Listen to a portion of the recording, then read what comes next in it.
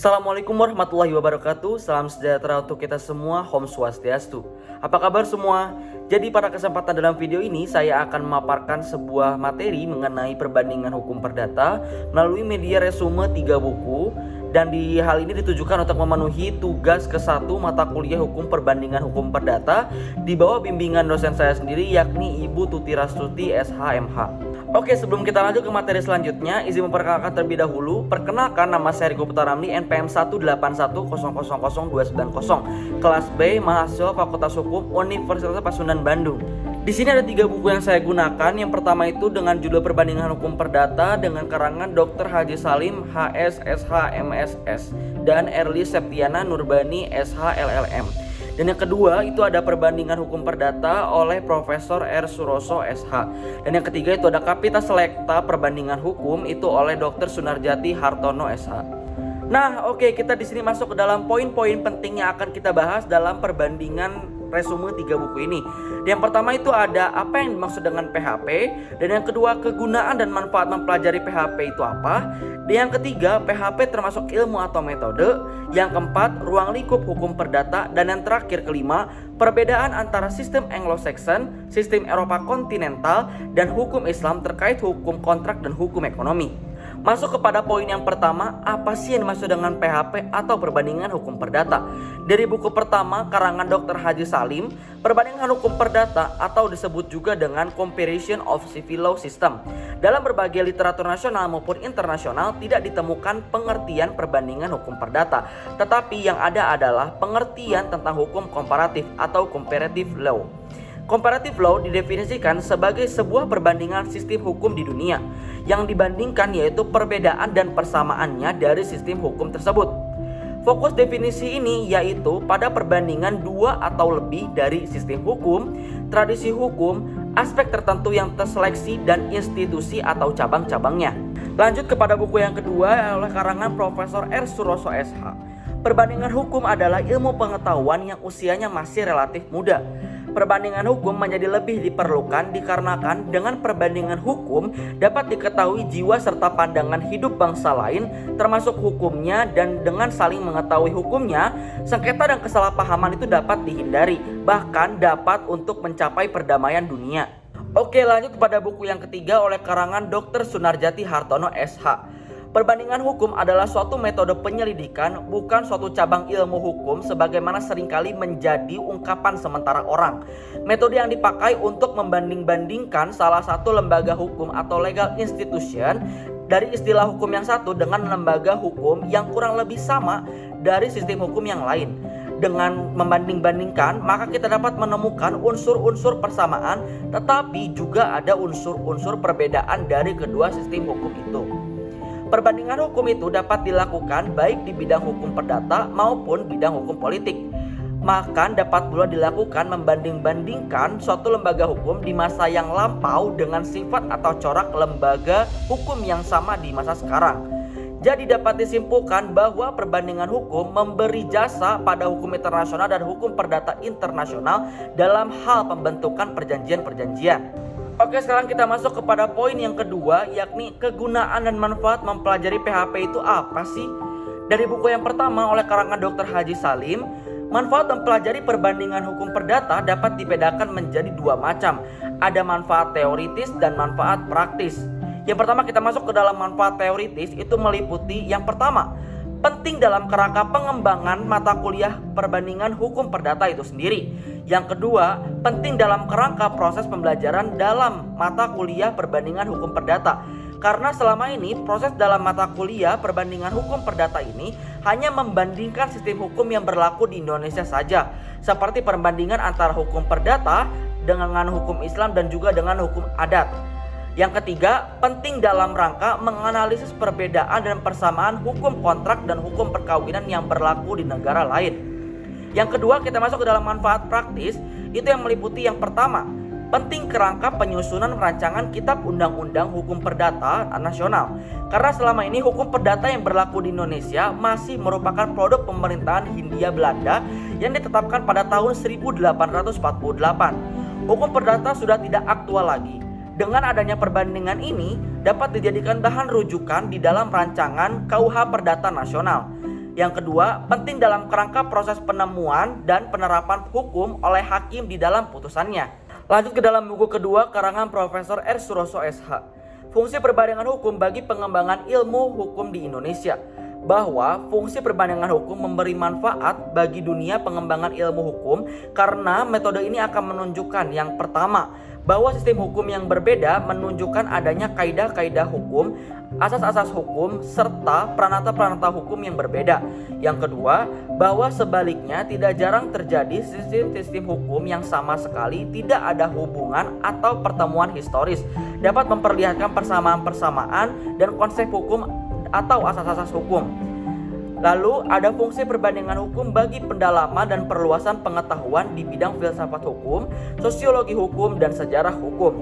Lalu ada fungsi perbandingan hukum bagi praktik dan pembinaan hukum. Lalu ada fungsi perbandingan hukum bagi perencanaan hukum atau legal planning. Lalu ada fungsi perbandingan hukum bagi pendidikan di Fakultas Hukum itu sendiri. Kegunaan, menurut Profesor Tahir Tungadi tahun 1974.2633 mengatakan, dari berbagai pandangan telah menunjukkan bahwa perbandingan hukum sudah layak dianggap sebagai ilmu hukum. Antara lain mengatakan bahwa perbandingan hukum tidak lain daripada suatu nama untuk ilmu hukum itu sendiri. Kegunaan yang praktis, di dalamnya terdapat unifikasi hukum, harmonisasi hukum, pembaharuan hukum, penentuan asas-asas umum dari hukum, ilmu pembantu hukum perdata internasional, dan yang terakhir ada pendidikan penasehat yuridis. Sekarang kita masuk pada buku yang ketiga karangan Dr. Sunarjati Hartono SH. Manfaat membandingkan hukum karena setiap tindakan manusia disebabkan oleh adanya suatu kebutuhan. Kebutuhan ini dapat bersifat material, finansial, dan kebutuhan jasmani, tetapi juga kebutuhan rohani. Demikian pula jika membandingkan hukum disebabkan oleh adanya suatu kebutuhan atau lebih. Kebutuhan dapat dibedakan dalam dua. Yang pertama, ada kebutuhan-kebutuhan ilmiah, dan yang kedua ada kebutuhan-kebutuhan praktis. Dengan mempelajari perbandingan hukum, maka kita akan mengetahui tentang hukum asing dan dapat mengetahui pengetahuan tentang hukum dan lembaga-lembaganya akan makin dalam dan luas. Fungsi lain membanding-bandingkan hukum yaitu sebagai berikut. Yang pertama, membantu pembentukan hukum nasional dalam arti seluas-luasnya. Dan yang kedua, perbandingan hukum dapat pula menghindari persengketaan dan salah faham internasional.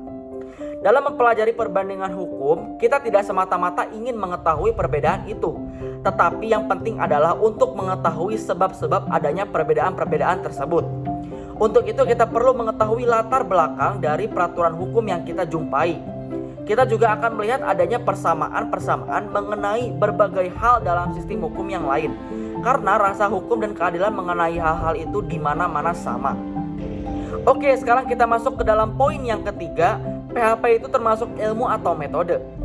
Dalam buku pertama karangan Dr. Haji Salim mengatakan, perbandingan hukum perdata merupakan metode seperti yang sudah dipaparkan dalam definisi perbandingan hukum perdata itu sendiri, yakni metode untuk mengetahui perbedaan dan persamaan dari ketentuan-ketentuan hukum perdata yang berlaku di dalam suatu negara. Masuk ke dalam buku kedua karangan Profesor R. Suroso SH, Perbandingan Hukum sebagai Metode dan juga sebagai Ilmu. Ada dua pendapat. Yang satu menganggap perbandingan hukum sebagai metode penelitian belaka menurut Profesor Guterich dan kebanyakan sarjana hukum Anglo-Amerika. Sedangkan yang lain berpendapat bahwa perbandingan hukum itu sebagai ilmu yang mandiri. Menurut Sunarjati, berdasarkan pengalamannya mengatakan bahwa perbandingan hukum itu memang ada, terutama sebagai metode penelitian yang dapat digunakan untuk tujuan praktis, tetapi juga untuk pengembangan ilmu hukum secara teoritis. Surjono Sukanto SH mengatakan juga pada tahun 1979 berpendapat bahwa perbandingan hukum merupakan metode dan ilmu. Baginya yang penting adalah bahwa dalam ilmu-ilmu hukum itu bagaimana penggunaan metode perbandingan secara tepat sebagai metode dan penempatannya tepat dalam sasaran demi perkembangan ilmu kaidah dan ilmu pengertian, dan bagaimana mengembangkan hukum sebagai suatu cabang ilmu pengetahuan. Kesimpulannya, dari pendapat dan pandangan-pandangan tersebut di atas dapat disimpulkan bahwa perbandingan hukum adalah suatu cabang ilmu pengetahuan hukum yang menggunakan metode perbandingan dalam mencari jawaban yang tepat atau problema hukum yang konkret. Lanjut kepada buku ketiga karangan Dr. Sunarjati Hartono SH. Sunarjati Hartono mengemukakan di samping sebagai suatu metode penelitian, perbandingan hukum juga dapat dipandang sebagai suatu metode pendidikan hukum. Melalui dan menggunakan metode pendidikan, perbandingan hukum dapat menjelaskan satu, mengapa berbagai macam sistem hukum masih juga mungkin menunjukkan persamaan-persamaan. Yang kedua, hal-hal apa yang mungkin menyebabkan persamaan dan atau perbedaan dalam dua sistem hukum yang berlainan. Yang ketiga, bahwa di dalam sistem hukum yang sama pun akan dapat ditemukan perbedaan-perbedaan setempat. Yang keempat, bahwa suatu sistem hukum tidak selamanya menunjukkan ciri-ciri yang sama, akan tetapi mungkin saja mengalami perubahan fundamental dari masa ke masa. Yang kelima, bahwa cara untuk menyelesaikan suatu masalah hukum yang sama ada bermacam-macam, sehingga di dalam hukum tidak berlaku dalil satu jawaban untuk satu masalah atau pertanyaan. Dan yang keenam, bahwa tidak mungkin orang menyusun suatu sistem hukum yang sempurna yang akan berlaku untuk selama-lamanya. Oke, sekarang kita masuk ke dalam poin yang keempat, ruang lingkup hukum perdata. Dalam buku pertama karangan Dr. Haji Salim mengemukakan, ruang lingkup kajian perbandingan hukum perdata dibagi menjadi dua macam. Yang pertama, ada kajian terhadap perbandingan hukum perdata yang berlaku dalam suatu negara. Perbandingan hukum perdata yang berlaku dalam suatu negara yaitu difokuskan untuk menganalisis atau mengkaji tentang perbedaan dan persamaan antara sistem hukum perdata yang berlaku di dalam negara yang bersangkutan. Yang kedua, kajian terhadap perbandingan hukum perdata yang berlaku antara negara yang satu dengan negara yang lainnya. Perbandingan hukum perdata yang berlaku antara negara satu dengan negara yang lainnya difokuskan untuk menganalisis atau mengkaji tentang perbedaan dan persamaan antara sistem hukum perdata di negara yang lainnya. Masuk ke dalam buku kedua karangan Profesor R. Suroso SH. Pengertian dasar daripada perbandingan hukum perdata yang mencakup segala segi perbandingan hukum perdata, misalnya, apakah perbandingan hukum itu, apakah tujuan perbandingan hukum perdata itu, dan sebagainya. Lalu perbandingan hukum perdata secara umum yang membandingkan sistem-sistem hukum berbagai negara, misalnya antara sistem hukum Eropa daratan dengan Inggris atau Anglo-Saxon. Perbandingan hukum perdata khusus yang membandingkan lembaga-lembaga hukum negara yang satu dengan negara yang lain atau di dalam suatu negara, misalnya antara lembaga hukum perkawinan Inggris dengan Jerman atau lembaga perkawinan adat Bali dengan adat di Minang. Dalam buku ketiga karangan Dr. Sunarjati Hartono SH, hukum perdata mengatur tata tertib masyarakat mengenai kekayaan para individu dan mengatur pula hubungan hukum yang diadakan antara para individu yang satu dengan yang lain, antara individu dengan badan negara, bila mana badan negara turut serta dalam pergaulan hukum sebagai individu. Selain itu, di dalam buku ini terdapat pembahasan khusus mengenai hak milik dan juga hak atas tanah. Nah, sekarang kita masuk ke dalam poin yang kelima mengenai perbedaan antara sistem hukum Anglo-Saxon, sistem hukum Eropa kontinental, dan juga sistem hukum Islam terkait hukum kontrak dan juga hukum ekonomi. Dalam buku pertama karangan Dr. Haji Salim, dalam buku ini pembahasan mengenai hukum kontrak terdapat dalam bab 11 mengenai kajian normatif tentang kontrak dan juga sistem hukum Amerika. Sedangkan untuk sistem hukum kontrak Inggris ada di dalam bab 12. Dalam hukum kontrak Amerika, menurut buku ini dikonstruksikan sebagai sebuah persetujuan antara dua pihak atau lebih untuk menciptakan kewajiban hukum semua pihak, yaitu untuk melakukan atau tidak melakukan tindakan tertentu atau serangkaian tindakan terkait. Unsur-unsur kontrak dalam definisi ini meliputi: 1. Adanya persetujuan. 2. Adanya para pihak atau subjek hukum. Yang ketiga, adanya kewajiban hukum dari semua pihak. Dan yang keempat, melakukan sesuatu atau tidak melakukan sesuatu. Dalam hukum kontrak Inggris, dalam buku ini dikonstruksikan sebagai unsur pokok dalam perjanjian perdagangan. Kesepakatan yang dibuat oleh para pihak berlaku sebagai hukum bagi keduanya. Hal ini didasarkan janji-janji yang dibuat oleh para pihak. Namun, pandangan ini juga berpendapat bahwa tidak semua janji dapat dikatakan kontrak. Sumber hukum di dalam sistem hukum Inggris dibagi menjadi dua macam, yaitu putusan pengadilan dan juga statute.